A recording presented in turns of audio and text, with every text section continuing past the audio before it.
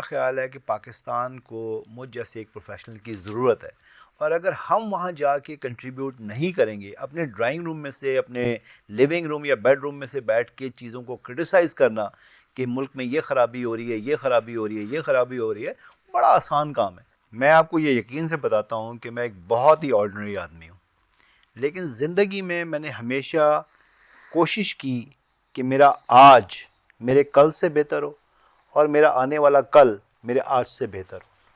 ایک چیز جو میں نے دیکھی ہے زندگی میں ترقی کے لیے، وہ یہ ہے کہ آپ اپنے کورس سبجیکٹ کے علاوہ ایک ایکسٹرا کیریکولر ایکٹیویٹیز میں اپنے آپ کو بہت زیادہ ایکسیل کریں۔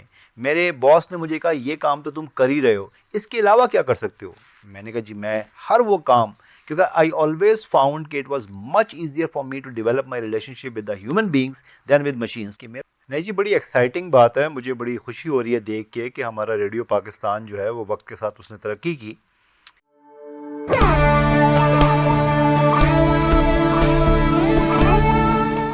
یہ ریڈیو پاکستان پوڈ کاسٹ ہے۔ بسم اللہ الرحمن الرحیم۔ دیکھتی آنکھوں کو اور سنتے کانوں کو عمران غزنوی کا سلام۔ آج ایک مرتبہ پھر آپ کے ساتھ اپنا پروگرام پوڈ کاسٹ لے کے، جو کہ جینوئن لیڈرشپ کے اوپر ہے، حاضر ہوں۔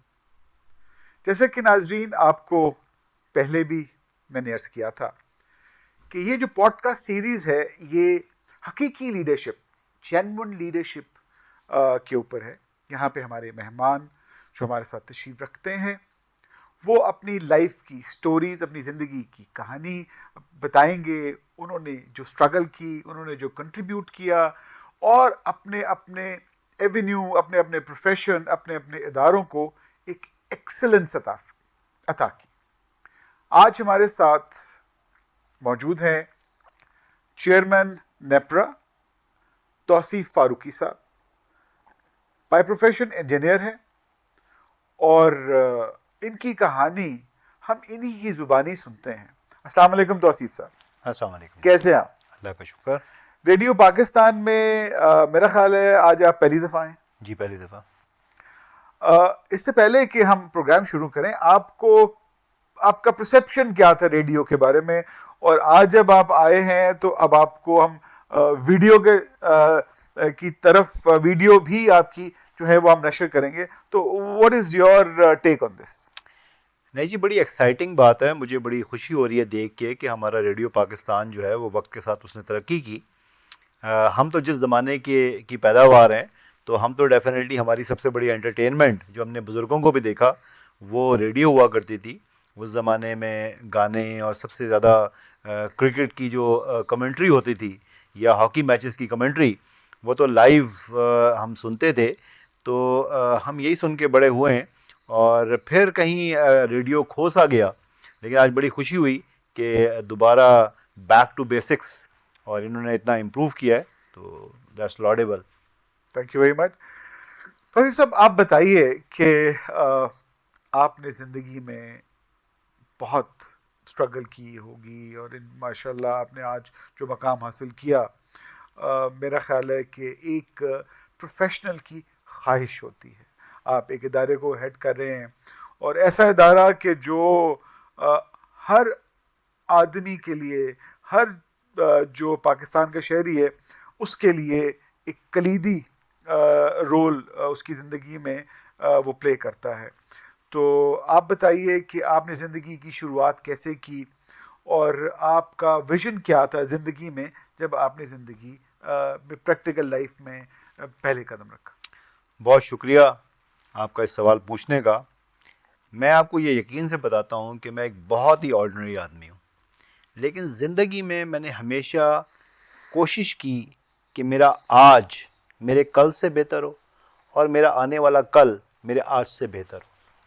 تو میں نے آہستہ آہستہ آہستہ آہستہ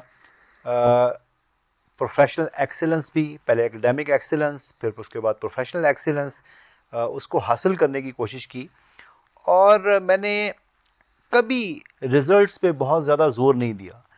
میری کوشش ہوتی تھی کہ میں اپنا بیسٹ انپٹ دوں، اور میں یہ سمجھتا ہوں کہ انسان کی ترقی میں ضرور اس کی نالج، اس کا ایکسپیرینس، اس کی سعادت مندی اور اس سے زیادہ امپورٹنس جو ہے جس چیز کی ہے وہ ہے دعائیں، ماں باپ کی دعائیں، آپ کے قریبی لوگوں کی دعائیں، اور ان لوگ جو آپ کو جانتے بھی نہیں ان کی دعائیں.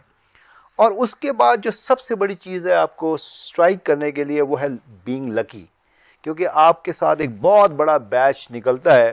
کچھ بیچارے ان لکی ہوتے ہیں، میں یقین سے کہہ سکتا ہوں کہ مجھ سے بہت بہتر، بہت اچھے لوگ، قابل بھی، لیکن اللہ تعالیٰ نے مجھے یہ مقام دیا تو میں یہی سمجھتا ہوں کہ شاید اللہ تعالیٰ کو میری کوئی ادا پسند آ گئی.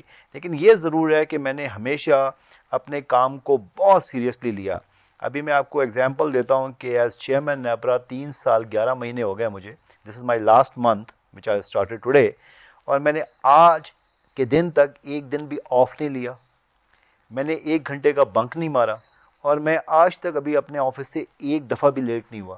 میں نے اپنے چیئرمین آفس میں یہ رکھا ہوا ہے کہ 7 لوگ ہیں ہمارے پاس، جو لیٹ آتا ہے 5 منٹ ہم اس کو تالیوں سے ویلکم کرتے ہیں. تو میں حسرت ہے میرے کلیگز کی کہ وہ چیئرمین کے لیے بھی کسی دن تالیاں بجائیں. تو 4 اگست میرا آخری دن ہے، تو میں نے ان کو کہا میں آپ کو موقع دوں گا. تو بس انسان اپنی دھن میں لگا رہے. اور ایک چیز جو میں نے دیکھی ہے زندگی میں ترقی کے لیے وہ یہ ہے کہ آپ اپنے کورس سبجیکٹ کے علاوہ ایک ایکسٹرا کیریکولر ایکٹیویٹیز میں اپنے آپ کو بہت زیادہ ایکسیل کریں. کیونکہ میں نے یہ دیکھا کہ ہمیشہ میں نے جو ایڈیشنل کام کیا اس کا مجھے جو میرے کور جاب تھی، بیسک اسائنمنٹ تھی، اس سے زیادہ فائدہ ہوا. اسپیشلی جب میں انٹرویو میں جا کے بیٹھتا تھا کسی بھی، تو لوگ میرے، کیونکہ وہاں پہ اگر 10 لوگوں کا انٹرویو ہے تو وہ 10 کے 10 مور اور لیس سبجیکٹ پہ بات کریں گے، بٹ جو ہی وہ ٹچ کرتے تھے آپ کو، آپ کی نالج پہ ادھر ادھر، لوگ کلین بولڈ ہو جاتے تھے. تو وہ اللہ کا بڑا کرم ہے کہ میں نے ہمیشہ زندگی میں یہ دیکھا کہ آپ جو بھی پڑھیں، جو بھی سیکھیں، ایون موویز سے جو لوگ دیکھتے ہیں اور اس کو انٹرٹینمنٹ سمجھتے ہیں، میں اس سے بھی بہت کچھ سیکھتا رہا اور کوشش کرتا رہا کہ اس کو اپلائی کروں اپنی ریئل لائف میں. زبردست. توصیف صاحب، آپ نے جو ایک بات بہت اسٹرائکنگ کی، لیڈرشپ رول کے اندر جو سب سے امپورٹنٹ چیز ہے وہ ہیوملٹی ہے.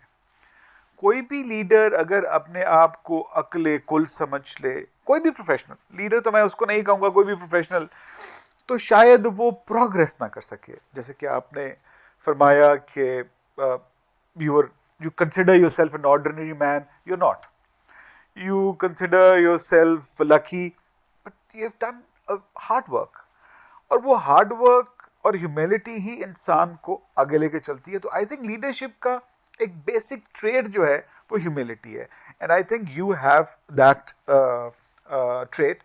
اب مجھے بتائیے کہ ابھی آپ نے ذکر کیا آپ کے پروفیشنل کام کے اوپر ہم بعد میں آئیں گے. ابھی آپ نے ذکر کیا ایکسٹرا کریکولر ایکٹیویٹیز جو ہیں بڑی امپورٹنٹ ہیں، اور کور نالج، کور پروفیشن ظاہر ہے کہ وہ آپ کو ایک جگہ لے کے جاتا ہے، پر ایج کے لیے آپ کو کوئی ایسا اسکل، کوئی ایسا ہنر چاہیے جو آپ کو ڈفرینشیٹ کرے. تو what was your hall mark, what do you think that what is your USP as far as extra curricular activities are concerned? دیکھیں، میں ہمیشہ سے ایک ایکڈیمیکلی برائٹ اسٹوڈنٹ تھا. میں not be in the top 1 اور 2 اور 3، لیکن ٹاپ 10% میں ضرور تھا.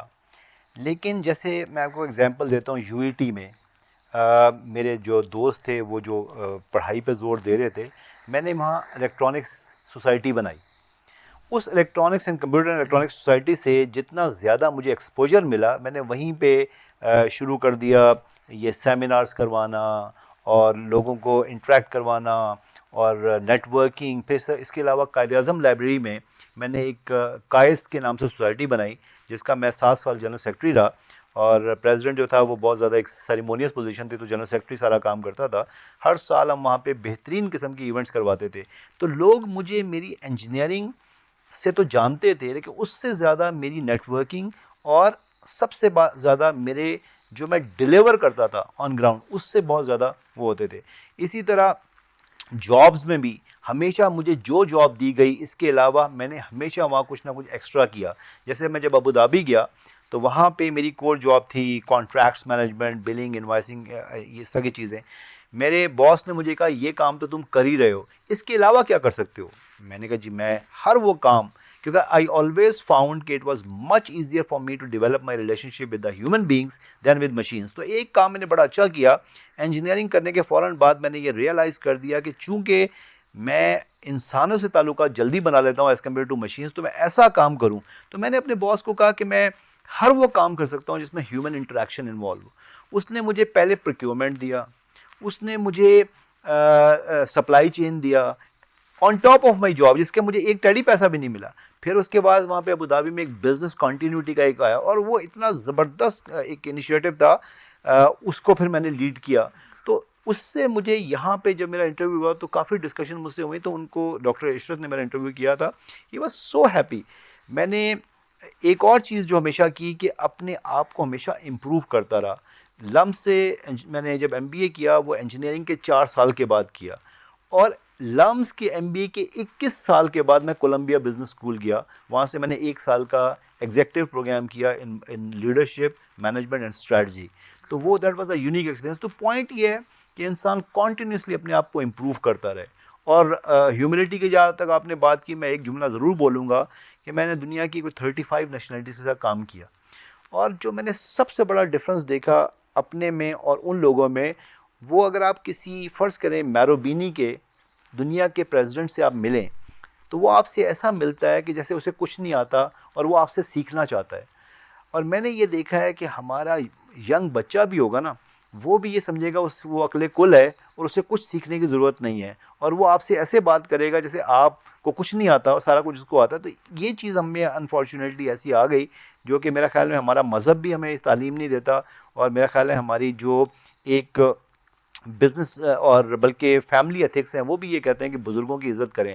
عزت کا مطلب یہ کہ ان کو پراپرلی سنیں, ان سے کچھ نالج گین کریں. تو یہ ایک میرا چھوٹا سا آپ سمجھیں کہ لیسن ہے یا نچوڑ ہے جو میں ینگسٹرز کو دینا چاہتا ہوں, کہ جب بھی کسی جگہ جائیں تو ایک خالی کپ کی طرح جائیں اور وہاں سے کچھ بھر کے لائیں اس کو.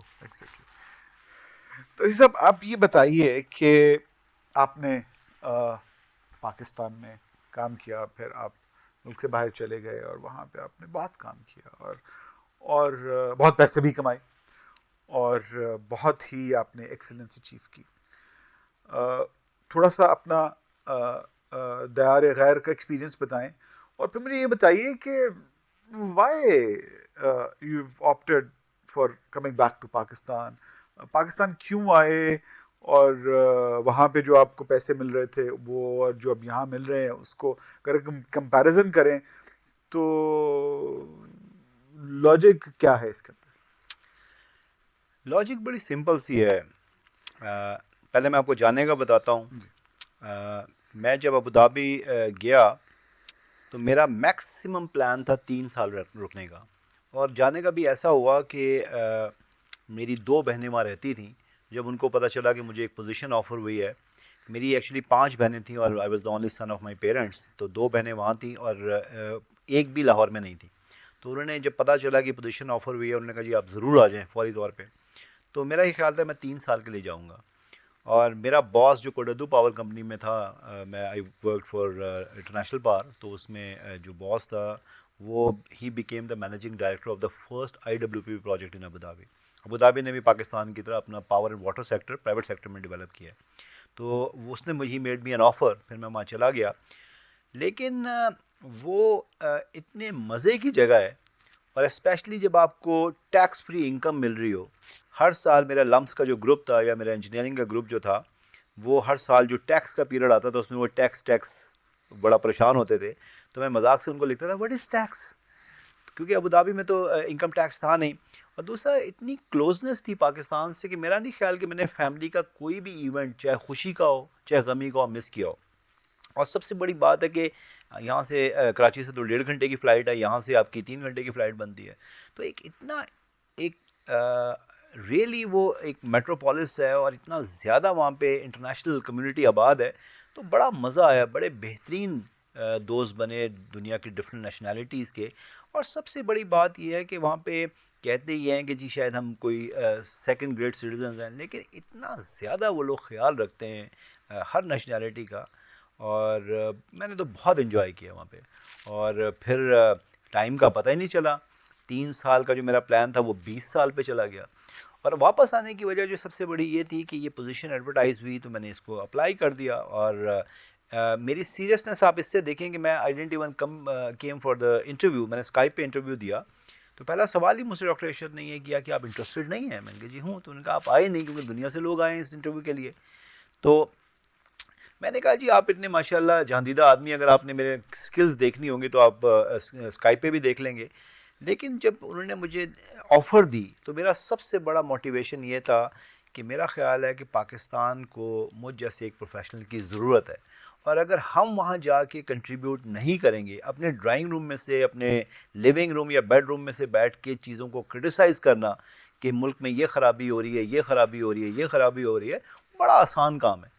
گراؤنڈ پہ آ کے چیزوں کو ٹھیک کرنا یہ دنیا کا سب سے مشکل کام ہے. تو اللہ تعالیٰ نے جب مجھے یہ اپرچونیٹی دی, مجھے گورنمنٹ آف پاکستان نے یہ اپرچونیٹی دی, تو میں نے اس کو مس نہیں کیا اور آئی ٹک دا چیلنج.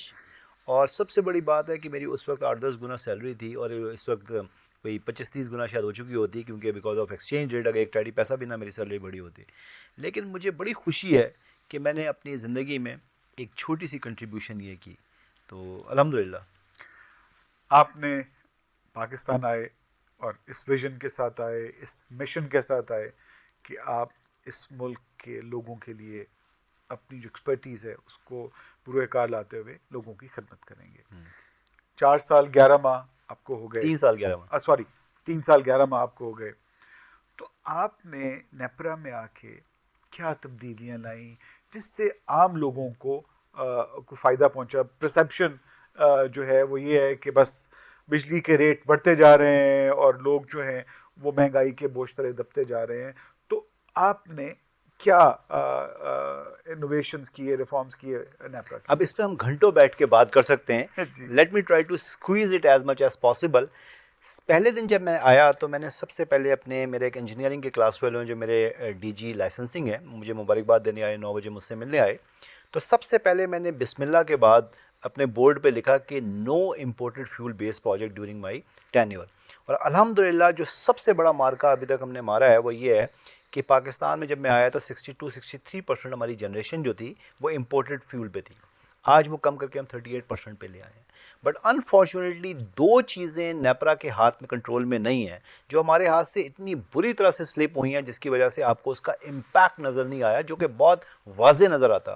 ایک روپی ڈالر پیرٹی جو ہے وہ اس قدر تباہ ہوئی, جب میں آیا 135 کا ڈالر تھا, آج وہ 300 کے قریب ہے. اور جب میں آیا تو فار ایگزامپل یوکرین وار کی وجہ سے اتنی زیادہ مہنگائی ہو گئی ہے امپورٹڈ فیول کی کہ جب میں آیا تو آپ کا امپورٹڈ کول $50 فی ٹن تھا. ایک وقت ایسا بھی آیا کہ پاکستان میں لینڈڈ کاسٹ اس ایک ٹن کی $586 ہو گئے اور $400 پلس اس کی مارکیٹ پرائس ہو گئی. تو جب آپ کا امپورٹڈ ڈالر میں پرائس فرض کریں 8 گنا ہو گئی ہے یا 10 گنا ہو گئی ہے اور آپ کا کرنسی ہاف سے بھی کم رہ گئی ہے, تو سمپل میتھمیٹکس یہ بتاتا ہے کہ آپ کا 20 گنا زیادہ امپورٹ کاسٹ ہے.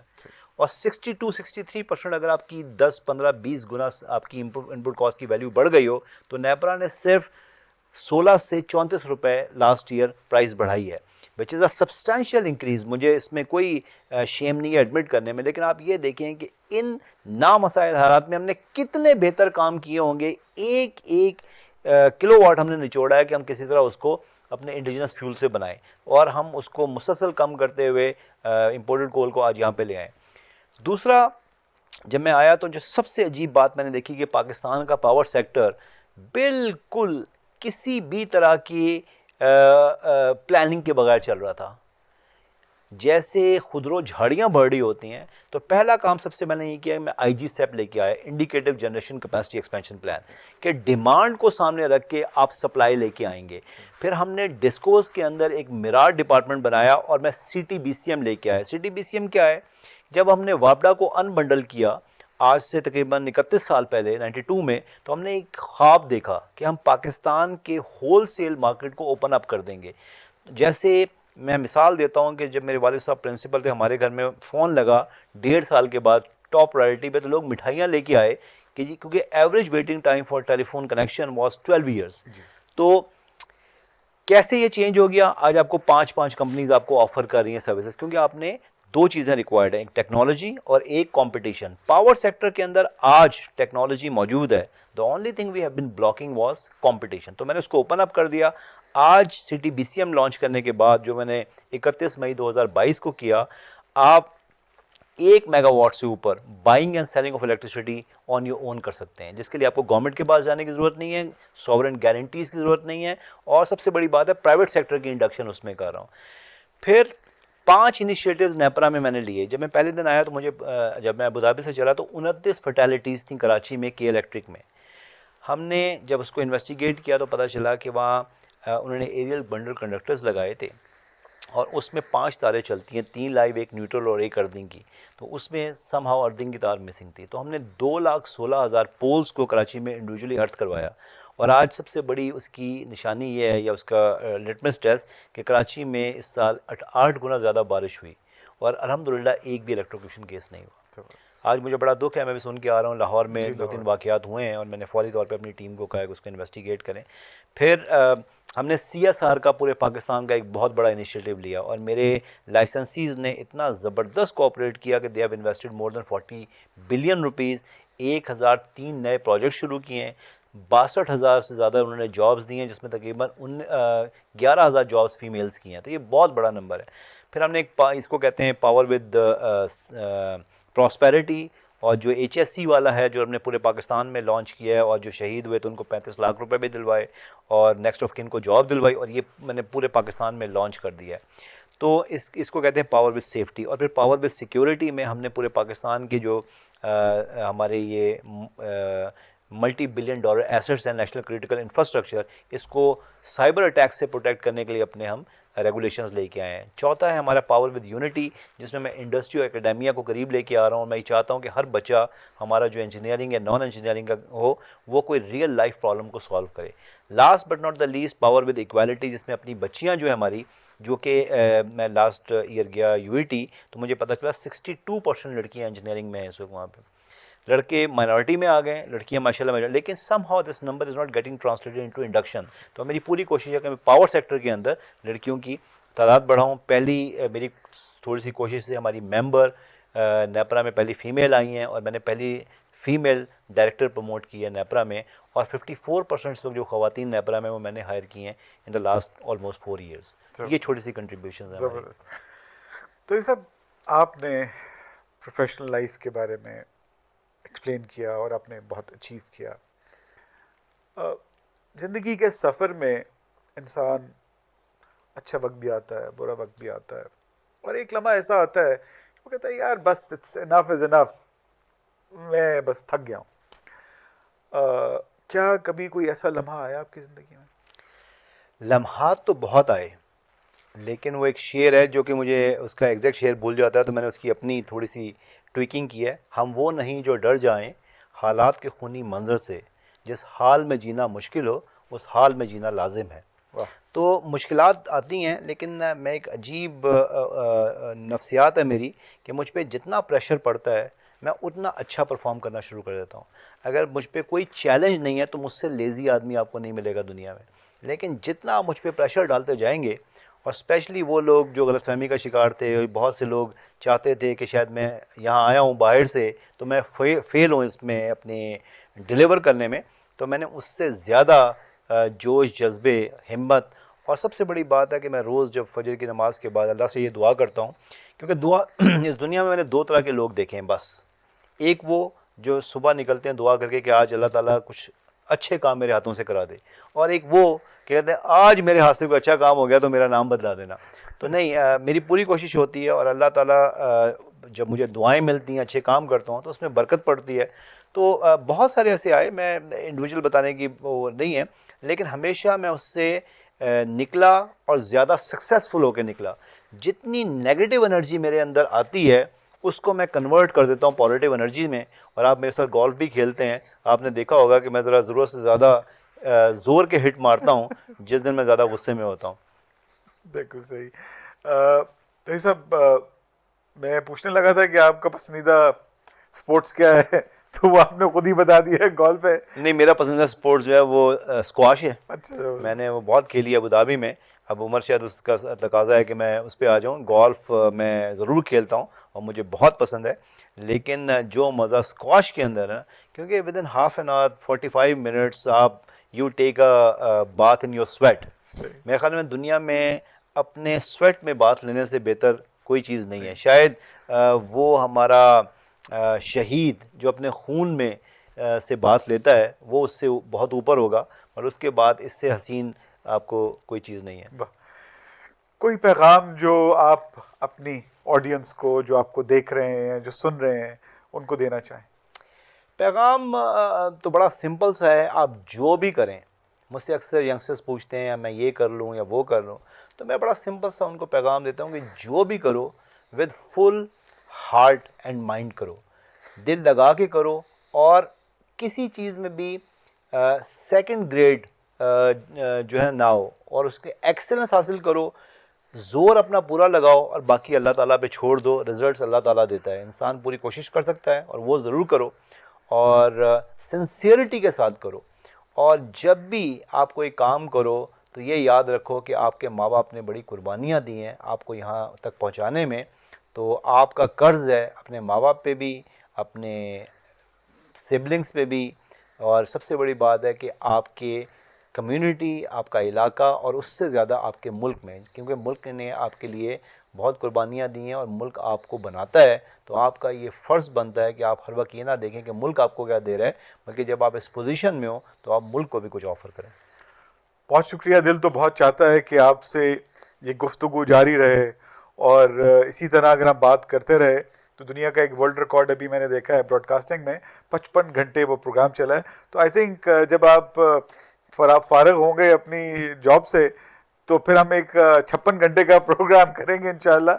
بہت شکریہ توصیف صاحب, آپ کا ہمارے اسٹوڈیوز میں آنا, آپ کا بات کرنا, یہ ہمارے ناظرین کے لیے بھی ایک بہت ہی انفارمیٹیو پروگرام ہے, تاکہ وہ لوگ دیکھیں کہ جو آج لوگ لیڈرشپ رولز میں کام کر رہے ہیں, جنہوں نے کنٹریبیوٹ کیا ہے سوسائٹی میں, ان کا ابتدائی سفر کیا تھا, وہ کیا سوچتے ہیں, اور انہوں نے یہ مقام کیسے حاصل کیا. ناظرین, توصیف فاروقی صاحب ہمارے ساتھ موجود ہیں, اور اب ہم پروگرام ختم کر رہے ہیں. آج کے پروگرام کا ایک پیغام جو میں آپ کو دینا چاہتا ہوں وہ یہ ہے: humility, focus, resilience, commitment, hard work, اور سب سے ابو اللہ پہ بھروسہ اور اپنے آپ پہ یقین.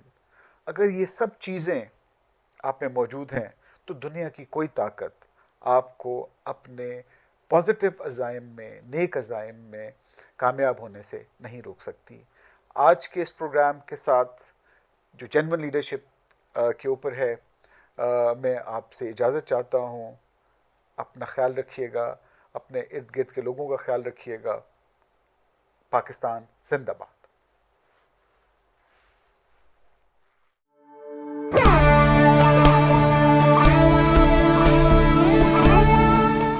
یہ ریڈیو پاکستان پوڈ کاسٹ ہے.